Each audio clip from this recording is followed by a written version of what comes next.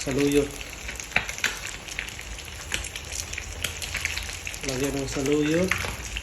Tapos ilalagay natin yung pritong isda sa ibabaw. Itong tawag na gulay ito.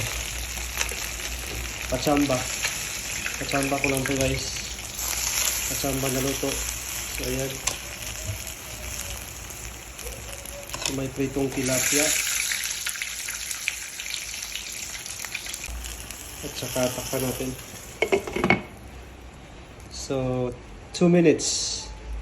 Luto na siguro to. So after 2 minutes, lalagyan natin siya ng patis. Ang palasa. So ayan.